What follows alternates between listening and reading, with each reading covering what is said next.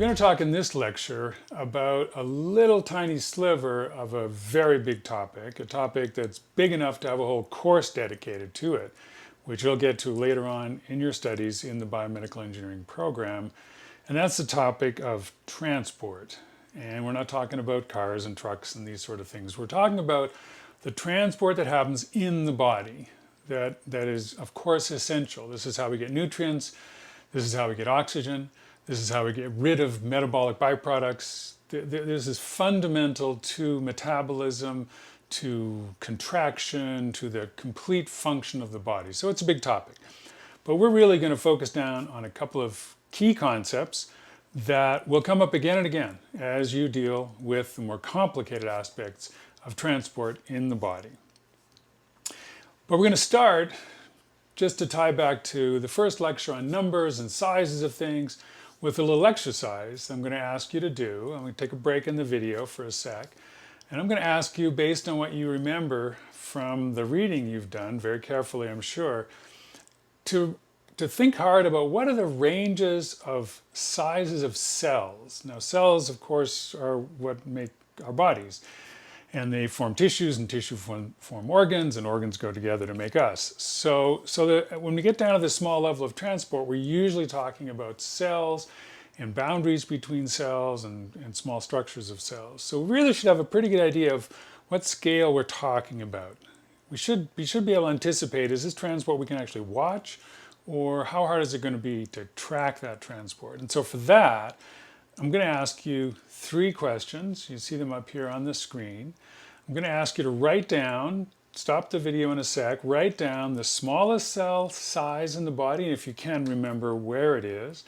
And then the moderate, so what's a medium-sized cell in the body? And then what are the largest cells in the body? And I think it's important to have that range in mind. So let's stop the video now, and then we'll pick it up in a sec. Okay, so we're back. Hopefully you were able to remember at least vaguely some of these numbers, and that by thinking about them, you could at least have time to go look it up and find what those numbers were. And so the range that we talk about in the book is sort of a tenth of a micron, which is a couple of hundred nanometers. So we're going to talk about units regularly in the correct scale with the correct prefixes. We should get used to that. So you can say 0.2 microns or 200 nanometers. It's the same thing. A moderate sized cell is about 100 microns. We're in that order of magnitude. Let's say 10 to 100, something in that range. That's what cardiac cells are long. And they're about 100 microns long, but only about 10 or 20 microns across. So cells don't need to be long and skinny or round. They can be all different shapes, as you probably know by now. And the largest cells in the body, of course, are in the nervous system. They're the neurons. They can stretch up to a meter. And it's kind of astounding to think that we went from less than a micron to a meter. So that's 10 to the minus 6, less than 10 to the minus 6 to 1. That's the ratio of sizes of things. And the meters we can see, maybe we can convince ourselves we can see 100 microns, but anything below that we really can't see. We need a microscope for. And with really small particles now, not cells, we even need electron microscopy and other techniques. So there's a great graph here, or visualization here of the sizes of different cells in the body that I think is really useful to keep in mind, because it really starts at the atom and goes all the way up to organs and organisms. And so that gives you some range. And the scale across the bottom is logarithmic. So each one of those numbers is a different order of magnitude. And we see the incredible range of cell sizes that we have to deal with. And that's always good to keep in mind. This is a picture I encourage you to go back and look at every once in a while, just to remind yourself, what are we talking about here in the way of scale, of size, of the objects that we're talking about. So now I'm going to move from that as context and background into these questions of transport and how it happens in the body, and to reinforce the scenario that we're going to think about mostly, even though we'll have a little side distraction to water transport in France and exciting things like that. But to give you some framework, first I'm going to play this little rap video for you by, again, Glenn Wolkenfeld. And it'll explain, and hopefully just as a reminder, bring you back to cell bio. I know it was one of your favorite courses, and remind you of all the essential elements of a cell that you need to know about, which are basically the membranes. Most of what we're going to care about in the context of transport and lots of other things are really the membranes. So this little video will tell you about the membranes. Let's watch it. We'll be back in a sec.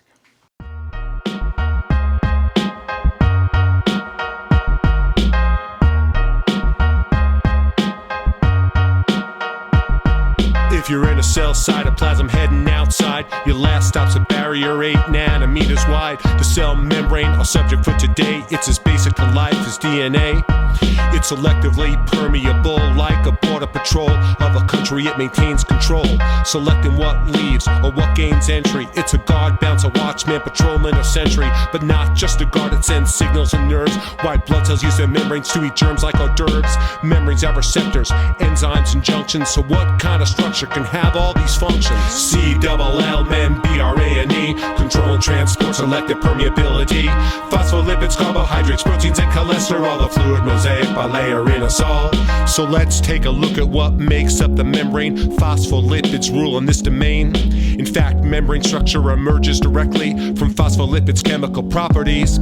There's a head and a tail on every phospholipid. The tail's 2 long-chain fatty acids bound to a glycerol. It's made to order. The tail's non-polar, hydrophobic, fears water. The head's got a phosphate. It's charged negatively, makes the head hydrophilic, plays in water happily. So tail avoids water while the head's attracted to it. When phospholipids form the membrane, that's how they do it. Cause when phospholipids into water get submerged, a phospholipid bilayer structure will emerge. The tails hang together in a water-free zone. Hear the hydrophobic moan, water leave me alone. While the heads are sticking out, touching all those H2Os. Tails in, heads out. It's how every membrane goes. Tails in, heads out in a cellular sphere. It's the bilayered basis of membranes everywhere. C-double-L-membrane, control and transport, selective permeability. Phospholipids, carbohydrates, proteins, and cholesterol, the fluid mosaic bilayer in us all. But a cell membrane's not just a phospholipid scene. There's cholesterol, carbohydrates, lots of proteins. In fact, membrane proteins have a presence so great they often exceed the phospholipids by weight. And all of these components are in constant motion, moving, mixing like a boiling potion, flowing like dancers in a party in Passaic. That's why the membrane's thought of as a fluid mosaic. Let's start with the proteins since they're key in this mix. Transmembrane proteins span the entire width. Typically they're ports, think of channels of conveyors for things that don't go through the lipid bilayer. Any protein embedded in the hydrophobic middle built right into the inside is considered integral, while peripheral proteins either hang on the exterior or on the cytoplasmic interior. Cholesterol keeps membranes flowing with ease. In cold it keeps the lipids moving so they don't freeze. In heat it slows the lipids down, limiting their traveling. Cholesterol keeps membranes from unraveling. Membrane carbohydrates work as markers or signs, so your immune system knows which flag your cells are flying. The blood types ABO and BME are about the carbohydrates on red blood cell membranes. C-double-L-membrane, control and transport, selective permeability. Phospholipids, carbohydrates, proteins, and cholesterol, the fluid mosaic bilayer in us all. C-double-L-membrane, control and transport, selective permeability. Phospholipids, carbohydrates, proteins, and cholesterol, the fluid mosaic bilayer in us all.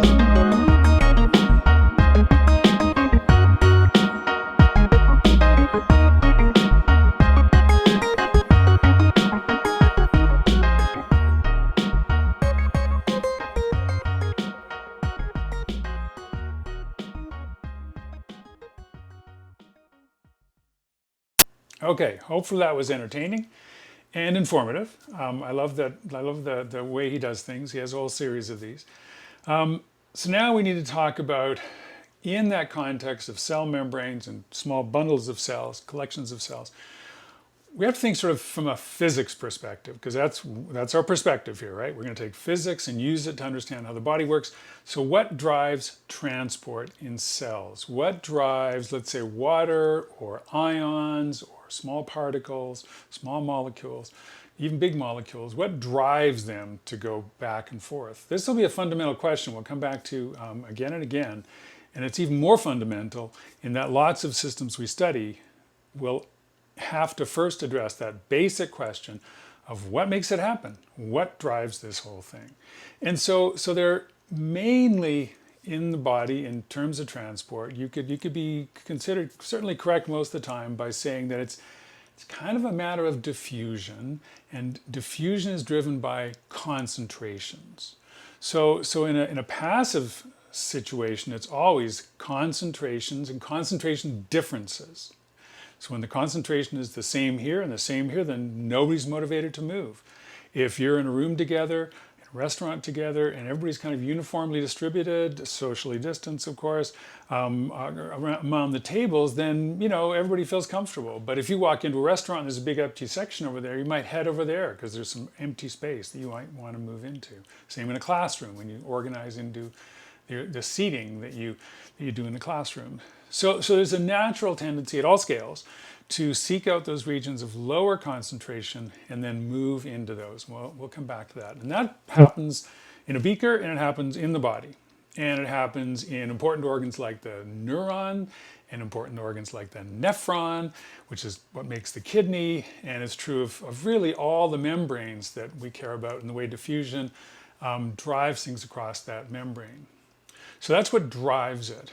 Now, a second important concept that we'll see, again, locally and then more broadly, is what enables cell transport. So what's an enabler? Enabler is what allows something to happen, allows something, facilitates it, supports it, maybe carries it out. So there has to be an enabler as well. So there has to be motivation to move, and there has to be enabler. So what's an enabler in that scenario I described, where you walk into a classroom and you're picking your seat? So the driver is, I want to have a seat to myself, and I want to be a little bit away from the students, especially now. But the enabler is what? Well, it's your legs. It's your ability to move. It's your whatever allows you to move yourself. You could be in a wheelchair, but you have some way that allows you to physically move, and that's your enabler in that situation. So there are many enablers that allow transport to happen in the scale of the cells and cell membranes. And we will just list a few of them here. There's a diagram that describes some of them. The textbook covers a little bit of this. You'll come back to all this in more detail, and it's not so important that you remember all the various types. It is important to recognize that some are passive, as in it will happen no matter what. As in if there's a concentration difference and there's holes in a membrane, then whatever that concentration difference is, whether it's a calcium ion or a sodium ion or water, it will move down that gradient if the membrane allows it. So that's the enabler, is the passive transport through a membrane. There are also active enablers. And that's important to keep straight, that they're active in this sense they consume energy. They require energy. If there's not energy available, the transport doesn't happen. This is, again, a concept that you'll know very well. The first time you walk up a hill, your enabler is your legs and your body, or your mode of transportation, whatever that is. But that's an active transport mode. You have to put energy into the system. You have to expend calories to walk up that hill or ride your bike up that hill. And so a lot of these concepts are really very broad, which is why they're so important to get embedded into your heads early on, and you understand how they all fit together and how, again, reproducible you'll see them across all sorts of different systems. So driver, enabler, those are key concepts. Now, in practice in the body, to come back to that scenario, there's an enormous range of transport that goes on.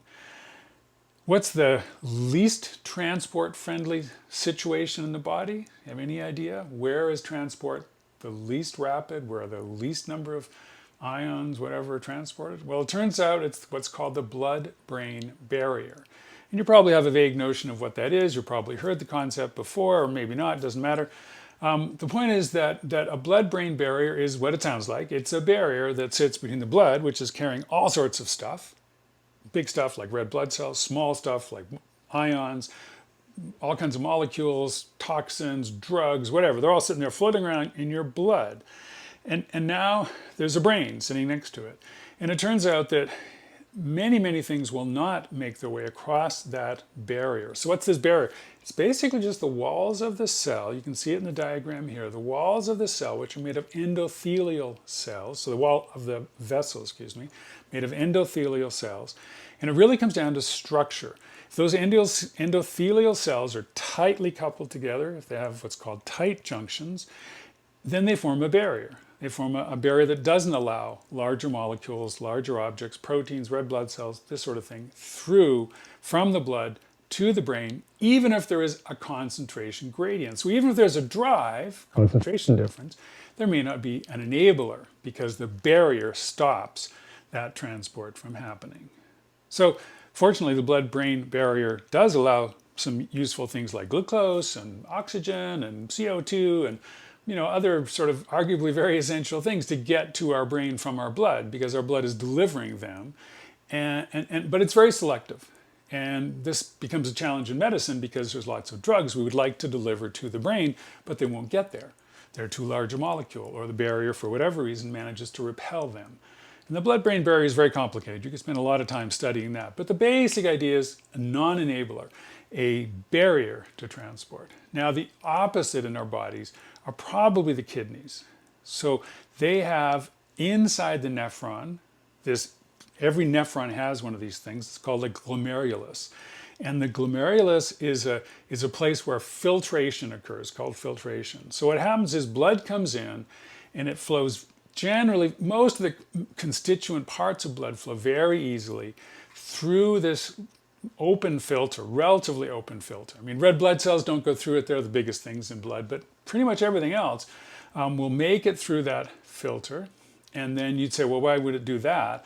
Well, it's so the body can selectively pull things back it needs. So it will literally pull back ions, it will pull back potassium, sodium, whatever it needs to keep the body balanced. And that's what the kidney does.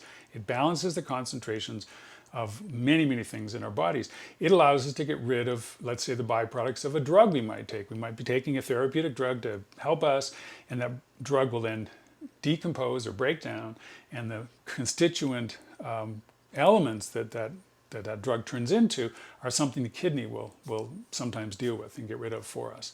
So the kidney filters very easily. There's lots of transport in the kidneys, and as long as your kidneys are working properly, high filtration rate. So there's hugely different mechanisms at play here and hugely different rates of transport. And the body has it all. It's kind of amazing. The body really has it all inside our organ, our bodies, not ours, just ours, but animals as well. So I mentioned diffusion. What the heck is diffusion? What can we picture diffusion? Hopefully you've seen it in action before and you can kind of predict this. This comes up, I'm sure, in chemistry and other courses. I'll show you a couple of simple examples just to refresh your memory. You should be able to predict what the process will be. For example, in this picture here, we have a beaker and a membrane in the middle of it, and we start with high concentrations of potassium and chlorides. We've literally put salt, potassium salt, into the, as you see it, left side of that image, left side of that beaker. What's going to happen next? So think about that for a sec. What will happen to the concentration of potassium and chloride? There are two ions. They separate right away as soon as the salt comes in and dissolves. They separate, two different ions. What's going to happen next? The question should always be, what's the driver? What's the enabler? What's the driver? Concentration, exactly. On the right side, we have very little, initially no salt, no potassium or chloride. What's the enabler? Well, the enabler is that membrane. And as long as that membrane allows things to pass, things in this case being these two different ion types or ion species, then what will happen? It will move. There'll be a net movement, and that's an important concept, a net movement of ions, potassium chloride ions, from the left side to the right side until what? Until we have balance, until we have equal concentrations. So at that point of equal concentrations, is everything totally static? Are ions moving at all? Are they all like, I'm a left ion, I'm a right ion, and I'll always stay a left and I'll always stay a right? It's a little bit like political parties. Or is there some movement?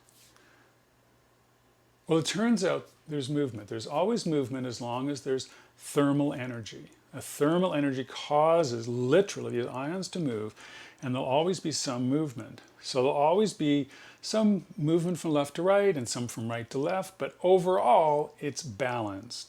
The flow, or the flux, it's an important term for us too, the flux of these ions is the same in both directions. So over some integral of time, if we wait a little while, same number of ions goes this way as goes that way. And the net result is the concentration stays virtually the same on both sides of that barrier. Now, we've got super sensitive instruments more sensitive than anyone's ever made, actually. You could maybe detect small fluctuations in those concentrations as thermal energy drove a little bit more one way than the other way. But overall, for our purposes, concentrations balance, then there is no difference in concentration. So what goes away? The driver goes away. No driver, no transport. It's very simple. The condition we have then is what's called an equilibrium. And that's another concept that comes out of lots of disciplines and areas. It's going to play a really important role throughout this semester. We're going to talk about various types of equilibria. In this case, we have an equilibrium between concentrations. So the concentration on either side of that membrane is overall the same, and so it's balanced, and so there's an equal concentration on both sides. That's one type of equilibrium, maybe the simplest one you're going to have to deal with, so make sure you understand what that means. And so we have concept of flux, concept of equilibrium, concept of a driver, concept of an enabler. Those four key concepts that we'll see again and again. But now I want to switch perspectives a little bit. Instead of thinking about everything in terms of the ions, in this case, we're going to think about it in terms of the water molecules, because they move too, right? Water molecules move back and forth. They're moving back and forth as long as there's thermal energy across that membrane. And so they also diffuse. Now, what's the diffusion of water known as? It has its own term that I'm sure you've heard of from probably high school. Osmosis, exactly. So osmosis is the diffusion of water. And just like the ions want concentration balance, water also seeks concentration balance. And its concentration is a function of how many particles are floating around inside it. It's a strange way of thinking about it first a little bit, but whenever we have a certain number of particles in one part that's not the same as the number of particles in another part, then water tries to balance that out because it wants to be equally distributed, or it wants to create equal concentrations. Even though it's the solvent in this case, it still moves in order to establish equal concentrations of particles. Now, whereas the sodium, or in this case potassium and the chloride, each were worrying about their own concentration gradients, water doesn't care. Water only counts particles. They could be big particles, small particles, blue particles, red particles, potassium particles, chloride particles, whatever. So it only counts the particles. And it will move in order to achieve that equilibrium. And there's another more interesting equilibrium already, one that will stretch your mind a little bit, because if we have, for example, a scenario that's described here, where we have water that's free to move, but a membrane that doesn't allow certain ions to move, that we have an unequal concentration of ions across that membrane, then what's going to happen? So the water is going to move, and you can see in this figure on the right-hand side we have more particles than on the left-hand side. So where's the water going to go? The water's going to go in the direction to balance the concentration of those particles, which means in this case it's going to move from the region of its high concentration, which is the left-hand side, over to the right-hand side. And it's going to keep doing that until it reaches equilibrium. Now it could reach equilibrium if all the concentrations balance out, concentrations of those particles in the water, everything balances, it would find an equilibrium like that. But that's not the only equilibrium it may find. In fact, what other equilibrium could we imagine? So an equilibrium doesn't always have to be an equilibrium of the same quantity, physical quantity. It doesn't have to be a concentration equilibrium. It can be a concentration equilibrium balanced against something else. And if you think about this water moving across this membrane in order to balance the concentration on both sides of that membrane, you can see how there'd be a net flux, a net motion, net flow of water from the left side to the right side. And if there's a net flow of water from the left side to the right side, what will happen?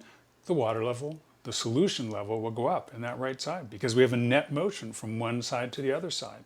Only water can cross the membrane. So water does cross the membrane and tries to establish equal concentrations. And as that one side of the column climbs higher and higher, then what else is at play here? What other force acting on that water column do you think would influence its behavior? Gravity.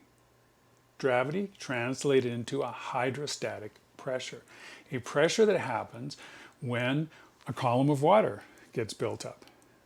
The pressure at the bottom of a column of water is a function of how high that column of water is. You may remember that from basic physics. In this situation, we have a certain column height here, a certain column height here, and they're not the same. And they're not the same because the osmotic force pushing water this way eventually will overcome this gravity equilibrium and push up one side until the force from hydrostatic pressure and the force from osmosis will be balanced. And that should feel really weird. Here we have an equilibrium between something that has to do with concentrations, like almost like a chemical force, and then we have this force that is derived from gravity. It's a hydrostatic pressure. How could those two be in equilibrium? You're going to have to get your heads around that because it comes up a lot in this course, in the way the body works, in the way physics applies to the body. So equilibria can be complicated.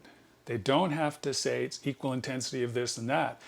At some point there has to be something that's equal, right? And in this case, it's a mechanical pressure. It's literally the mechanical pressure pushing water across the membrane and the mechanical pressure from the hydrostatic column that's built up because of that mechanical pressure. So that's what's at equilibrium, the mechanical pressure on both sides of that membrane. And that doesn't mean that the level of the water column is the same. That would be a different kind of equilibrium. Okay? So again, we'll come back to these concepts again and again, but it's important you start to get your head around it, that these imbalances can indeed arise. Now, what you can picture in the extreme case, and we actually use this in the lab, is if we take a cell, in this case a red blood cell. You can see it's red, right? So it's got to be a red blood cell. So it's a red blood cell, and it has a concentration inside of it, right? It has a number of particles. It has what's called an osmolarity, and that's the concentration of particles inside that red blood cell. And we can throw that red blood cell in another solution, actually two different solutions. We can throw it in one solution that has a higher concentration of particles. So let's say it's a really salty solution, right? So you have a cell that's used to fresh water from a freshwater fish, and you throw it into the Great Salt Lake. You can do it the other way. You can take that cell out of that fish or whatever organism and throw it in distilled water where there's no concentration of any particles. It's clean water in that sense. And those two scenarios will cause very different mechanical or physical responses in that red blood cell. So can you picture what's going to happen? Picture what will happen if I take that red blood cell, throw it in, let's start with a clean distilled water solution where there's no concentration outside of any particles. Water is allowed to move across that membrane, and water will move because of the driver, which in this case is osmosis or osmotic pressure. And that driver will push the water. Enabler is the porosity of the membrane that allows water to move across. And so the water will tend to move from the region of its high concentration, which is where the particles are in low concentration, which is the solution of distilled water, into the cell, which has a higher concentration of particles and hence a relatively lower concentration of water. So water will move into the cell, and if you wait long enough, eventually the cell will swell and swell and swell, and it will actually burst. And we use this in the lab to get at the contents of a cell. You take a cell, throw it in distilled water, it bursts. And you get the DNA and the nucleus and all the various things inside the cell if you want to study those. You can imagine, of course, the opposite happens when we throw this cell inside the Great Salt Lake. And then the water concentration is highest inside the cell. That water will move outside the cell and the cell will shrink, turn into like a raisin. And so those are the two different behaviors that you should have seen or heard of or can conceive of now that result from osmosis. So those are two examples of how forces play out in the body that have to do with transport and diffusion and concentration differences. And there's always a driver, and there's always an enabler, and there's going to be flux, and there's going to be equilibria, multiple equilibriums.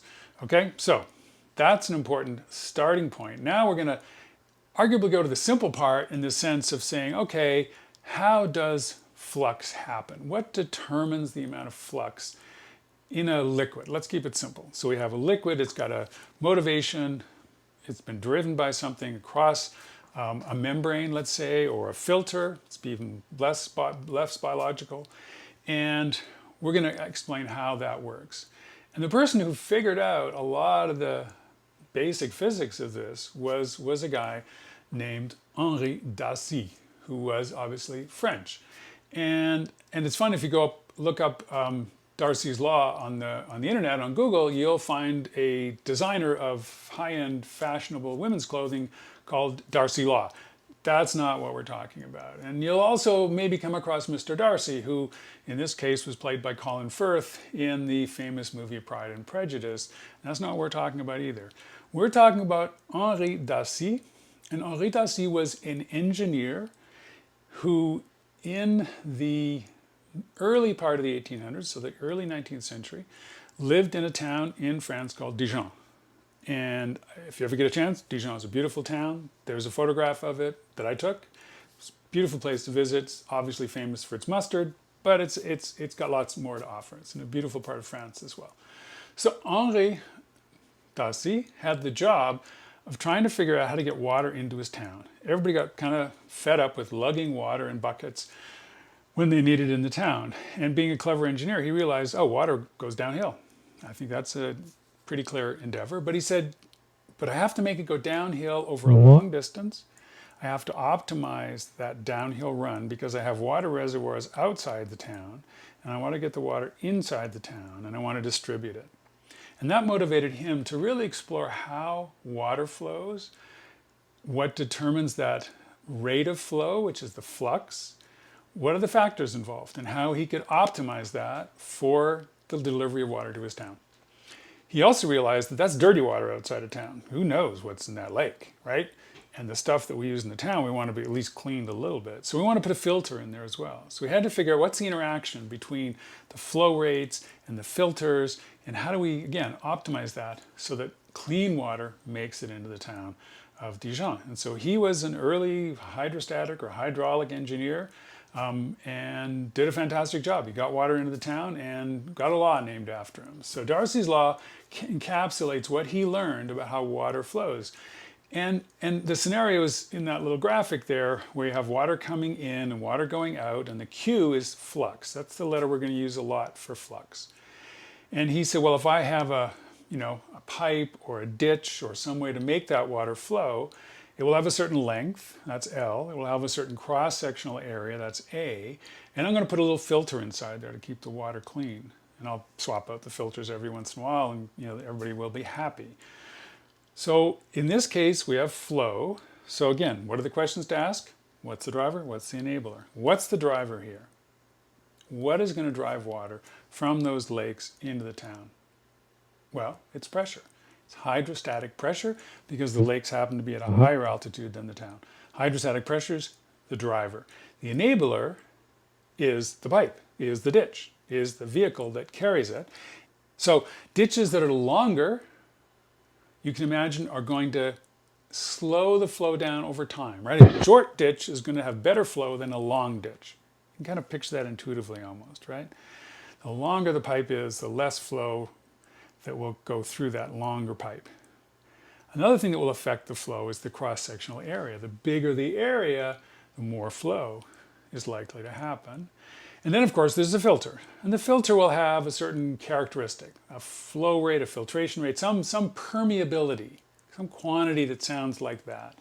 And the filter you can measure. This is one of the labs that we'll do where you measure the permeability of a filter, and you stack up filter paper and make thicker and thinner filters and see how they behave. This is all a lot of fun in the lab to do. And what's the last factor? It's going to be how much higher is that lake that we want to draw the water from the town reservoir or the sink or wherever it is we want to bring the water to. So that difference in altitude. And it doesn't matter if Dijon is at sea level and the lakes are at 100 meters, or if Dijon is 1,000 meters and the lakes are at 1,100 meters, all that matters is the relative altitude between the lake and the town. And that's the change or the difference in altitude. That's all that matters. That's our driver. And all those factors are in that diagram. And now if you think through the consequences of all these factors, you should be able to almost write down the equation that describes the flux as a function of all these parameters. Because we know that flux is going to go up with area, we said that, It's probably going to go down with the length of the tube or ditch. It's going to be higher the larger the difference in heights or altitudes. And so with that, you can write an equation that looks pretty much like the one you see now in front of you, where Q, the flux, is a factor of A, the area, the difference between the two heights, and inversely proportional to the length of the pipe or ditch or whatever's carrying the water. And you say, what's K? What do you think K is? Well, K is that permeability. K is that factor that comes about because of the filter and because of any other factors that determine how easily something flows. Could be a factor of things like how rough the walls are of that pipe. There's all kinds of things you can imagine that would affect how easy the flow would be through a vessel, through a ditch, through some container or pipe.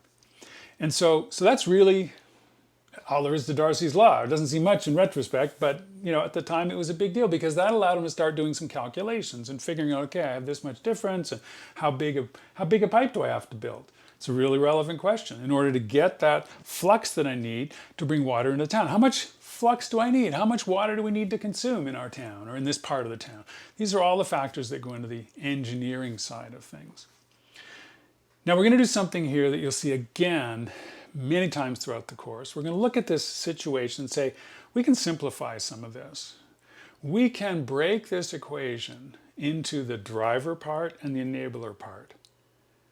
So we have the flux part, that's on the left-hand side, that's the Q, and then we can look at what's on the right-hand side and say, what's driving that? And you'd say, well, it's really the difference in pressure, the difference in altitude, the H in minus the H out. That's what's really going to drive it. And so when we factor out that change in height or that change in pressure from the equation, and we glom all the other things together, the K and the A, and we throw in a mu, which is a permeability, another permeability factor, and use a different K, and we have H or L, whatever that length factor is. In this case, we throw in a membrane, and the membrane has a certain thickness H. This is just the same equation applied kind of to the membrane. But we can take either one of these equations, the flow equation or the membrane flow equation, and we can write it as the driver, the delta P, and the other stuff as a product. And that other stuff, if you think about it, what does that mean? I have flow, I have drive, I have enabler. What's another way of thinking about that enabler? Well, it's 1 over the resistance. So it's the conductivity or the flow rate that's enabled. And the flow rate, the ease of flow, is 1 over the resistance to flow. So we can write this expression as a Q equals a delta P over R, and that's the way lots of equations will work out. We'll see this form again and again. So to summarize, what determines flux? You need a driver, and that's the net pressure difference between the input and the output. You need an enabler, and that's the permeability of your pipe, your ditch, with or without your filter membrane, and that's what's going to enable the flow in the first place, and that those two together are going to determine your flux, the rate of flow that you actually get out of a system. Another factor that we're going to talk about in the discussion sections is this question of linearity. So you could ask the question, is Darcy's law actually linear? And I'm going to leave that question hanging out there for the moment so we can come back to it in the discussion sections, because I want you to just start thinking about what is linear, what does that mean, blah, blah, blah. The textbook describes a little bit of it. I'd encourage you to read that background again. And then in the discussion sections this week, we'll talk about that linearity thing and what that means and what types of non-linearity, let's say, might arise and how could you picture those arising. So that's one topic we'll cover later.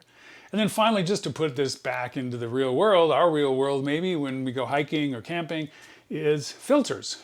Filters that, in this case, I picked filters not for the lab, where they're also very useful, but filters for filtering water when we're out camping. And you can see there's a whole bunch of filters here. I picked the top rated ones from a few years ago in an online comparison, and you see they're all listed there and they have different features and somewhat different prices. And in looking at them, you can't really tell, why is that the one at the very end there, why does that cost so much? It's really more expensive than the others. And then you look deeper into the specs, and then you see the size of the particle that it will filter.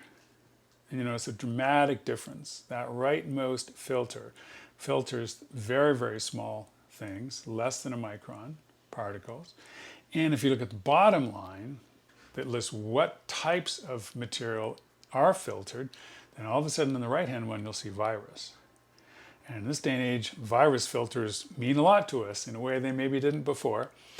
So that's the only filter of those backpacking filters that are in this list, at least, of top-selling filters, that actually would filter out viruses. Now, viruses are not usually a big problem with water. There are other things to worry about. There are other toxins, bacteria, proteins, whatever, small critters that are in the water. We need to filter those. Those are usually our biggest concern. Virus is less so. But if you want to be really careful, you want to be really sure, then you can go with the virus filter. And you'll see it has a very small pore size, which means a low permeability. And what's the consequence of a low permeability to that filter? It's going to be slow. It's going to take a lot longer to get that water out that you want to drink. So maybe you have to apply more pressure to make up for it, because that all is in that equation. So you want to enable it. It's less enabled because it has a smaller filter size. So it needs more pressure to achieve the same flow. And this is right away how you can take these really simple equations mathematically, but conceptually very deep equations, and apply them to something that you might actually care about. So let's wrap up for today for this particular topic. We'll dig deeper into it during the discussion sections this week and explore a few of the subtleties that are involved in this. And if you don't understand these concepts, for heaven's sakes, think about them a little bit. Come to the discussion sections, ready to ask questions, ready to work through this stuff, because it is important. This is conceptually the fundamental basis for an awful lot of what we will do and what other courses will do in this program. So you definitely want to have it pretty clear in your heads. And it'll help with the homeworks too, which is always nice. All right, thanks a lot. See you soon.